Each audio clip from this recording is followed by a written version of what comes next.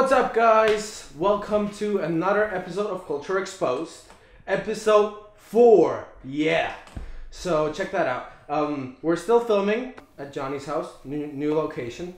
But then next week that's gonna all change. That'll be a whole new location again, and I'll explain in the next video. So yeah. But today my guest is Allan. What's up, guys?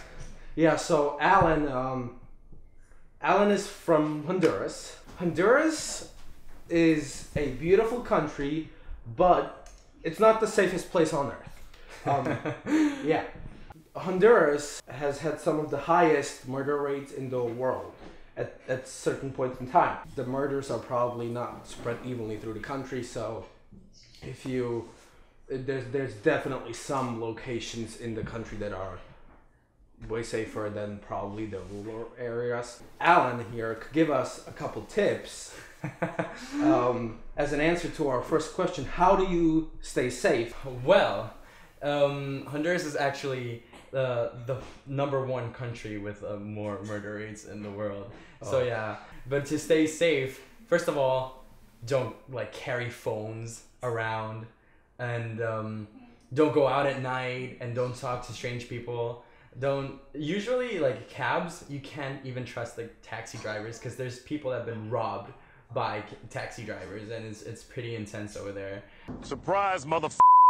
But besides that, Honduras is a very beautiful country, and if you go there with people you do know and that know the country, you'll have a really good time.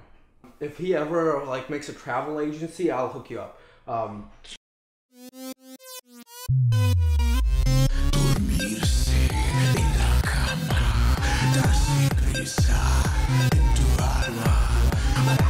I have this thing where I always keep my hands on my pockets.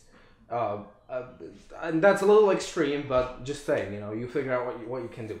Anyway, moving on to question number 2. So in Honduras, it's a general thing or trait that a lot of women have children in comparison to American standards very soon. So a lot of women are mothers around in their early 20s already. So is there a specific reason, or is it just encouraged by society? Well, in Honduras, there's a lot of people that come from the rural background. So there's a lot of people that don't have knowledge or education about for example, using condoms or the pill or stuff like that. And my sister is actually a doctor, and she would tell me that once she was helping people from a rural community, and she wanted to had her tubes tied so she wouldn't have more kids, because they're poor people that have 8 children and they can't provide all this. And the husband said, "No, I don't want her to do that." And she was like, "But why? That way you're not gonna have children." And she's like, if she does that, then she's gonna cheat on me or stuff like that. Mm-hmm. And how can I know? So yeah, people don't have that knowledge and education, and mostly people who have big families come from the rural community, and that's why. So that ties into the safety. People are cautious of their belongings. People are cautious of their family members. So that was a very general statement. Anyway, third question is a little bit more society-based. So Honduras is very Catholic, right? Yes. And about 90-something% of the population is Catholic. The United States is mainly Protestant, but the United States sees a lot of these issues that are discussed in the Bible that come up in society: race, sexual orientation, things like that. And because these are very deeply rooted Catholic beliefs, my question is Honduras a progressive society? Are they accepting of these modern ideas, or are they traditional and against them? Well, yeah, Honduras is very Catholic. I would say Latin American is very Catholic, mm-hmm. And Latin parents are very strict, especially most with girls.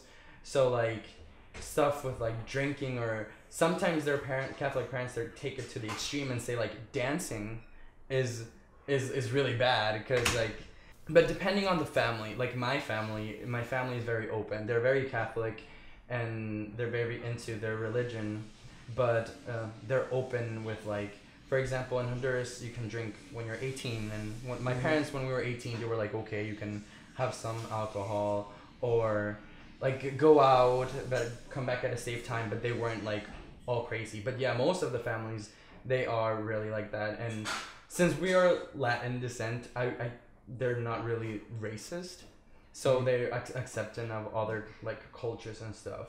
um with sexuality, um they're very like tight.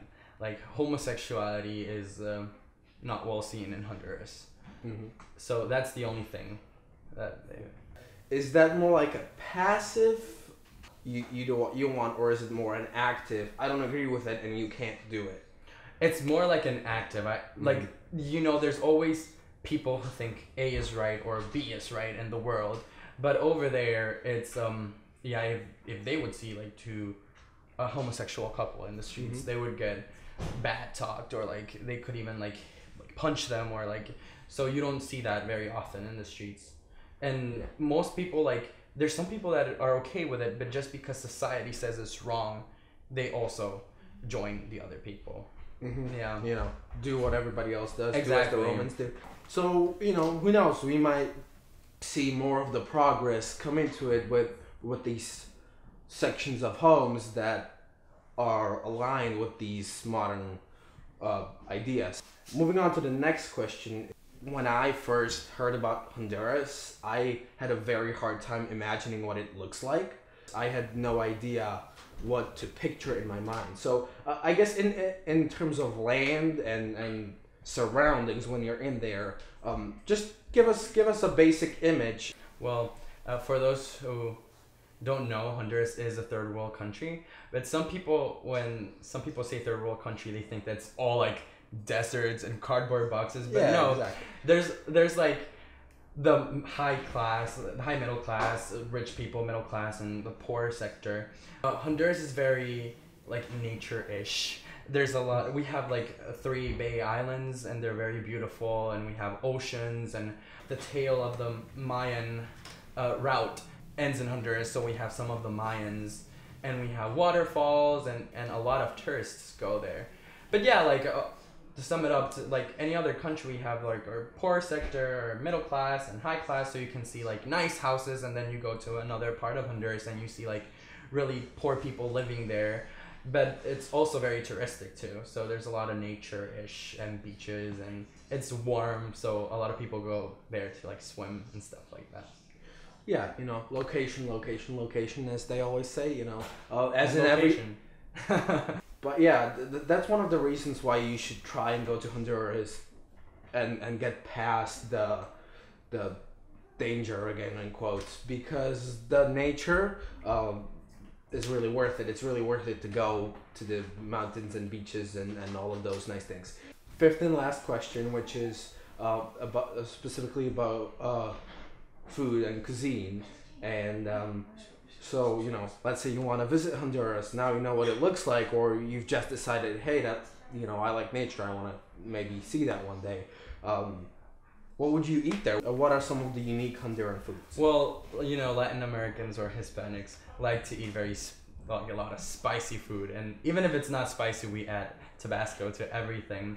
But one of our like favorite dishes, it has to be seafood, because we have a lot of beaches around, and like soups, like fish soup and shrimp soup and conch soup and fried fish, and all there is to is seafood. And but I would think that our special dish, and like, or it's not special, it's really easy to make, and it's our typical dish, is called baleada in Spanish. It's like a flour tortilla, and you put fried beans, and then you can put whatever you want in it. You can put avocado or cheese, sour cream, or eggs, and we eat them like for breakfast or for lunch or for dinner, and it's addicting. You have to eat it all the time. I mean, if you go around like the streets of Honduras in the cities or like small towns, there's always someone selling baleadas.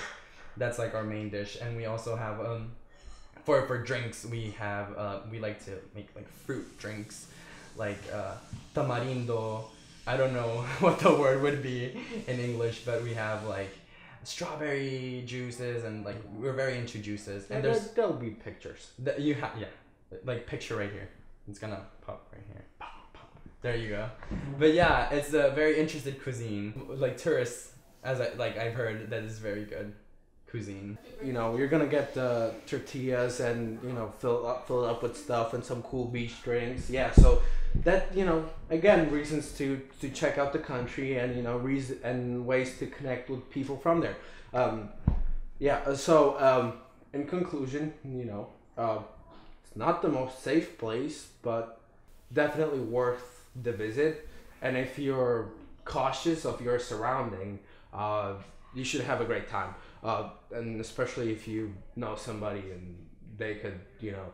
Through Christian, you can contact me and I can give you a tour of Honduras. For only $99.99. And if you call now, you will be thrown in a special package. And you'll get a cheese grinder. But for that, you have to like and subscribe and comment down below. Definitely, yeah. Also, if you haven't checked out last video, there's going to be a link right here. Me and Johnny talked about the Philippines and the culture there, so definitely check it out. So yeah, like we said, subscribe. There's links in the description box for Facebook, Twitter, everything. Wait for next Monday, and there's going to be another culture. Thank you for sharing, liking, watching this video and everything. You know, because I know you will. I'm Christian, you know, with guest Allan. This is Culture Exposed, and see you guys next Monday. Bye.